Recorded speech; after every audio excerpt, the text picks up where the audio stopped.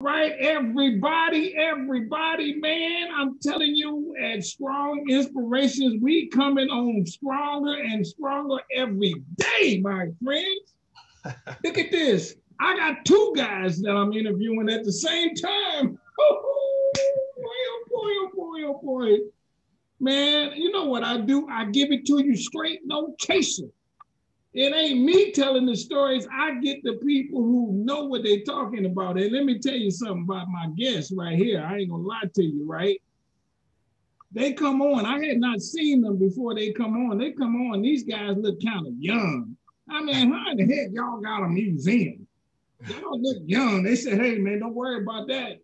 Age ain't nothing but a number because I know what I'm talking about. Watch it.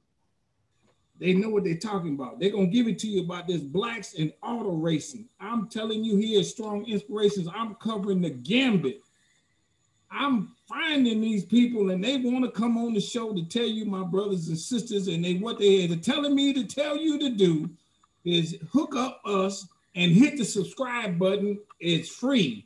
Hook us up, like this video for sure. You got two guys to choose from. And they both know what they're talking about. So like one time, and that covers everything, hit the notifications bell, because then you get a little ding every time I upload a video, and I'm uploading 4 or 5 videos a week.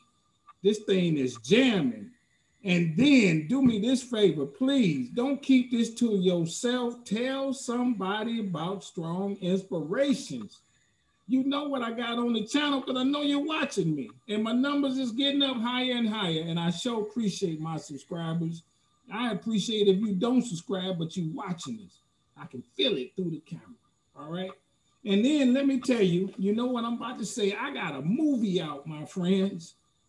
It's Business in the Black, the rise of black business in America. I'm telling you, I got a ton of facts in here. I got interviews in here.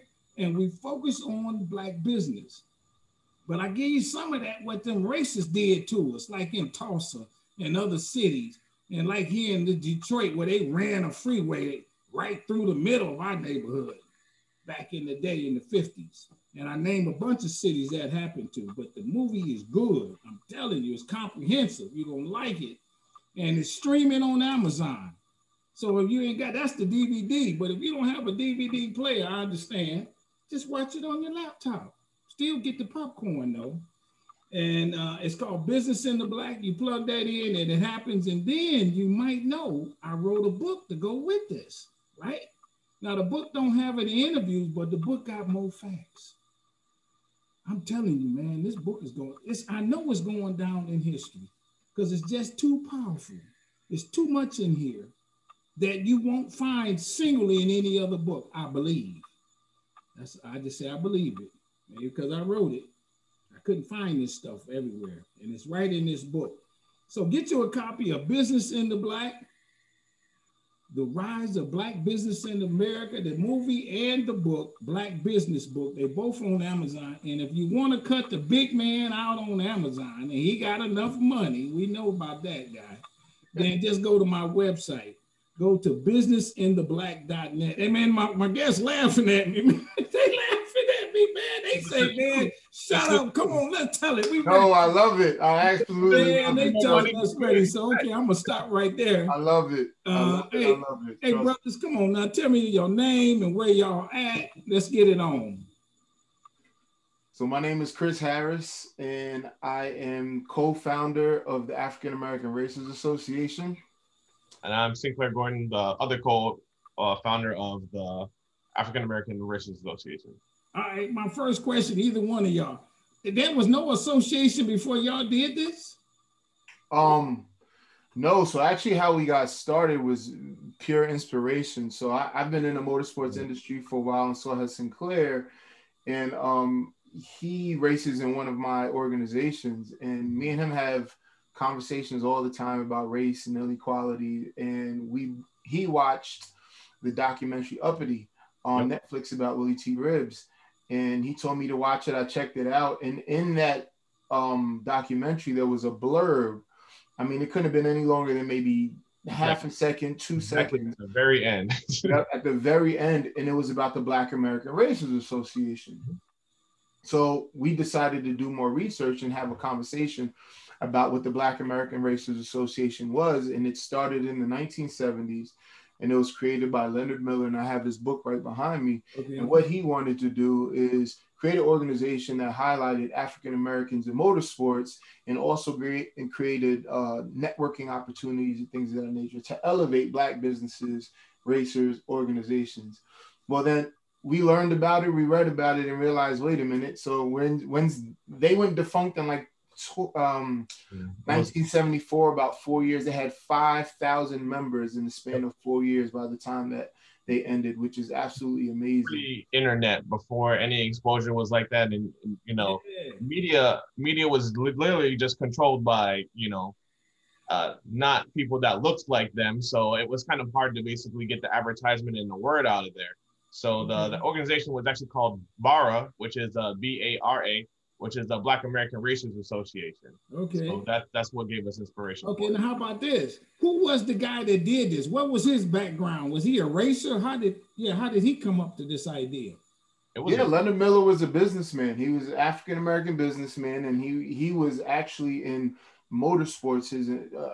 He grew up in racing. So he grew up in the South, in Carolinas, I want to say, or Virginia, Virginia.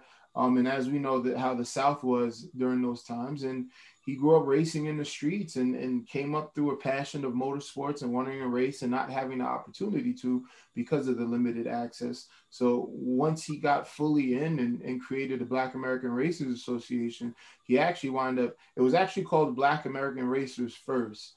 And then he turned it into the Black American Racers Association race team. And he teamed up with Ron Hines, many guys, and created a racing team that he was the first Black IndyCar race team owner. So he was able to grow his organization through that time. And we decided that we wanted to mimic and continue the good work that he, Leonard Miller, and his team started. And it was just really disheartening to know that from the time that they stopped to the time that we started, there wasn't really a major organization to continue the work. So this conversation me and Sinclair had was in July of 2020, and we launched the organization September 1st. When were Black folks able to do racing, even if it was unsanctioned? You know what I'm saying? Was there some stuff you heard in the streets on the cities that they would do this, and that led into somebody getting good enough to be a professional racer? And, you know, also just taking up where Barra left off, there is a lot of things that have gone undocumented, or, you know, the credit hasn't been necessarily given to everybody. So what we end up doing is that we're essentially we're historians and curators of, you know, Black American racing. There's a lot of people that are there, and you might have this one little snippet in an article that was printed like 40, 50, 60, 70 years ago, you know, where they said, oh, this person raced here, and then you go and you look up that person, and yet he or she was, you know, an African American that was, you know, racing during that time. And honestly, African Americans have been racing since the car was invented, right? Literally. Race since the very first, the first race started when the second car was made, right? And African Americans have been part of that. Initially with racing in the South, a lot of racing started on the streets. They used the streets to fine-tune their skills and earn additional money and bet with each other. So from the very start, African Americans have always been there. And then when it came to, you know, really getting to organized racing, IndyCar and NASCAR, they didn't want African Americans in racing. So there was never a professional outlet for African Americans to go run. So we had small regional pockets of leagues, almost like the Negro League baseball, right? Yeah, when you couldn't go to MLB, there was small pockets. So one of the very first ever was actually born in Indy, and it was called the Colored Speedway Association. So imagine Indianapolis, which is the mecca of motorsports, essentially, and African Americans can't run there. So the Colored Speedway Association created an event called the Golden Glory Sweepstakes. And that was essentially the Black Indy 500. Now that was when and where did they hold that? 1924. So there was a speed race in 1924. Black people had their all Black 1924, Charlie Wiggins, which is one of the legendary African-American racers throughout history, was the winner of the first race. He actually won it 3 or 4 times in a row. And the thing that's amazing about it is it was such good racing, and whites and blacks used to go watch this, and the event would be absolutely packed. When did the big white organization auto racing begin? Whatever that is. I mean, same time. It's right before. So you figure 1924 was when the Golden Glory sweepstakes started, and before that they were having the whites only races in Indianapolis. So take maybe 10 years, and then you have the clear segregation of we don't want blacks racing in our. And you had guys like Rajo Jack. There's something called match races. So what would happen is you have a lot of these guys would participate in. It's almost like a grudge match. It's not a big league. It's just one race, and a lot of the African Americans would win. So now, black people get into racing. Is there a big name? Is there a Jack Johnson? You mentioned the one guy. Is there a Jack Johnson of racing that he became a celebrity as a result of being a part of it? Is there anything like that? The first black celebrity in motorsports was, his birth name was Dewey Gadsden, but his name, everybody called him Rajo Jack. And the reason why is because he had to change his name to sound Argentinian. This was what's documented. So he would be allowed to race in some of these match races against whites. So and he talking about what time, when is this? He began racing in 1923. 23? Yep. Oh my God. 1923. Yep. So this is guys like him, you know, they would match race, and he was so dominant. He was like the first, he's documented as the first true African-American star in motorsports. And he had, you know, white fans and black fans. Let me ask you this. Is there, when you talk about motorsports, you talk about what kind of car? What's the first car that blacks? It's just a regular street car that they was able to soup up. And then other kind of cars, there's Indy cars, there's that was modified cars, drag race cars. How does that figure into all this? Like Rajo Jack was racing a Model T Ford. You know, you have a gentleman like Antron Brown that's going 300 and something miles per hour in a top fuel dragster. Antron races in the NHRA. He is a 4-time NHRA champion, and NHRA is essentially the NFL of drag racing. And Top Fuel is the very fastest vehicle that you can go other than getting a rocket ship. And Antron is a 4-time champion, and he's won millions of races. And the access is what's kind of not necessarily, it's limited.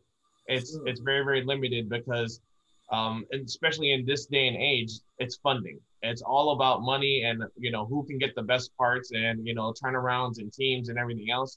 Just like, as he was mentioned with Anton Brown, just to do one pass, you're talking about $15,000 just to go down in fuel and replacement parts. And that's one time. And then in a competition, really? Okay. Yeah, it's a big money thing. And that's been the Achilles heel to a lot of racers. If you look at, you know, some guys like Charlie Wiggins, Wendell Scotts, the Willie T. Ribbs, a lot of these legendary names in motorsports that either been in NASCAR, IndyCar. A lot of guys have had to piece together cars from other people's junk parts just to participate. Let me ask you this: what, if you don't mind, if you all know something about being a racer, what is it? Is it physical? Is it mental? What is it that makes one guy so much better than the other than he got a faster car? It's all of the above. It's literally a combination of everything. You have to literally become one with the machine. You have to know, if you actually go to our YouTube, you can actually see an interview when we actually interviewed Anton Brown, and he literally talks about when he gets in the car, everything just goes slow motion. Now he goes in a quarter mile, he does it in basically 3.5 seconds. That's 1,320 feet in 3.5 seconds. So you just imagine how fast this guy's going. He's going over 300 miles an hour. You have a fraction of a second to react or you're dead. And that's motorsports as a whole. You want to push yourself to the absolute most. So what you have to do, you have to be physically fit, and mentally fit to be able to do it. If you don't have both of those, you do not belong in a race. What about when you're just racing around the track? You're only going 170, 180 miles per hour. But I don't think there's any difference with, I mean, if you think about driving on the street, right? If you're doing 55, you got to focus on the road and at your task at hand, and it just gets multiplied. But I think the difference is when you really talk to some of the champions, the guys have consistently won, that they're wired different. Nelly Goins was the first African-American woman to race in a post-out car, top fuel car. Peggy Lewin was the first. When was that? In the 70s. 70s? Okay. In the 70s. And then Peggy Lewin was the first African-American woman to race a post-stock motorcycle and win an event. Yep. And then Destiny Spurlock, and her accomplishments was in the early 2000s. And then Destiny Spurlock is the first African-American woman to win, also on motorcycle, the 460 class in the Man Cup, which is essentially saying in the eighth of mile, you go that distance in 4.6 seconds. And she won the field in the field of men, right? So you have so many things that are happening for African Americans in motorsports, but they get undertold. Let me say the first name that I know, and I'm not no auto racer, is Willie T. Ribs. Yeah, if I'm saying that right. Somehow I heard of his name. How did I hear him? Willie T. I'm not saying the name right. Let's get the name right. No, you did. You said it right. And I've been lucky enough to develop a relationship with Willie. And he's actually working with our organization as well. And, you know, he was the first African-American to test and drive an IndyCar. And that was, you know, in the 70s or 80s. And then we just talked about the Color Speedway Association, right? So they started racing in 1924. So let's just give it a round figure, 1900 on the dot. IndyCar was racing. You're talking about 70, 80 years of history of racing. And Willie T. Ribs was the first African-American to actually race. But not only that, when you talk about the Trans Am series and other series that exist, he dominated. Like, he just wasn't a black guy racing and didn't win. The dude was killing it. And still wasn't given a fair shot. There's many whites throughout history that have been positive and stood next to African Americans in the advancement and the equality. Think about the Quakers during slavery, right? You think about the NAACP is a black institution, and there was whites who founded that. So then you talk about Willie T. Ribs' story. Willie T. Ribs was given a shot through Paul Newman. Let me ask you this. You know, I always got to throw this little racist slant. Is there a story where a black guy got to the racetrack and maybe I'm saying this loosely, he got to the racetrack ready to race, and the white folks said, I'm not racing with a black guy in the race, or yes, you know what I'm saying? Or did something like, oh man, your paperwork not correct, and whatever. Let me tell you about this. You have the Stone Woods and Cooks racing team, all right?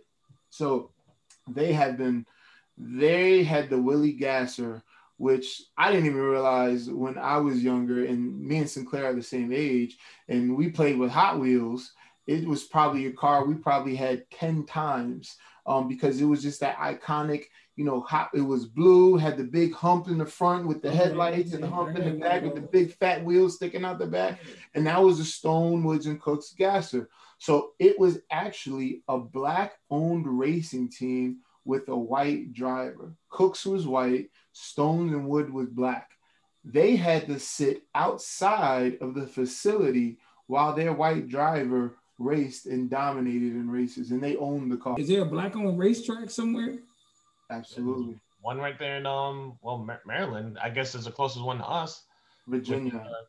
Colonial Beach. It's called Custom Tees, and that, go back to it again. Larry Thompson's a grudge race promoter. He's been doing it for years.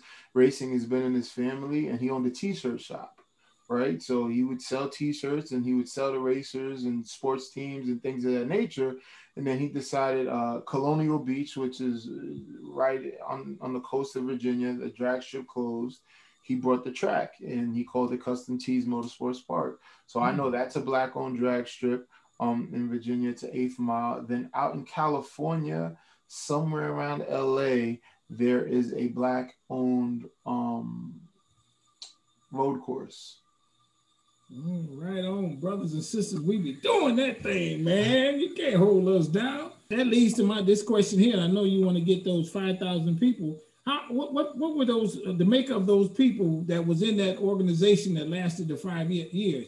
What was good of really that bar had is that they basically promoted Black-owned businesses. So if you had a tire shop and you were somewhere in town, they would say, go over there to the Willie's shop, or if you had a paint shop, you're like, oh, go over to the Bob shop, and then just like that. So they like the Green Book.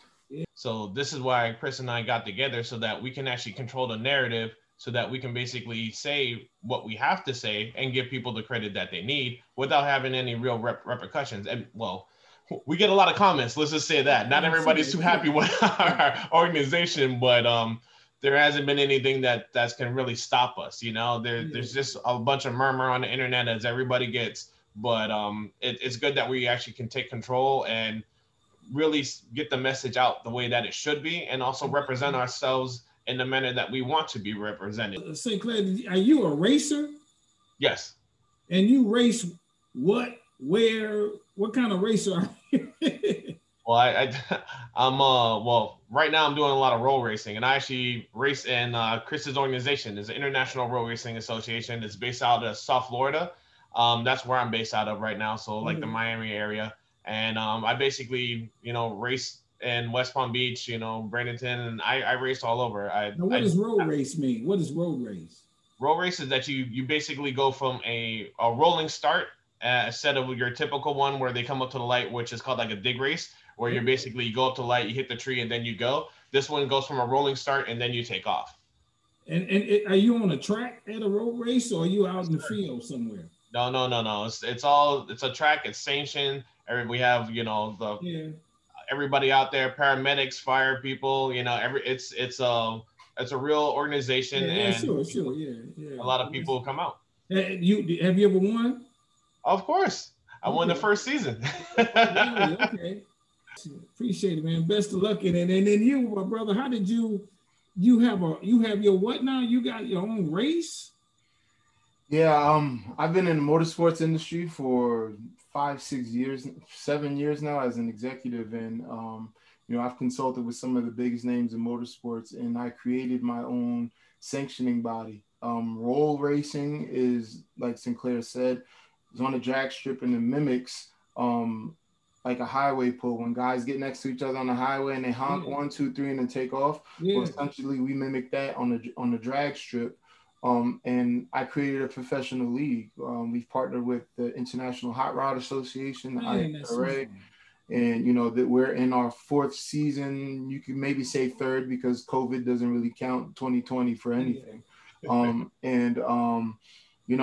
been promoting racing events for a number of years. Is there somebody who did what you're doing? Is there somebody who in the past who's done what you're doing?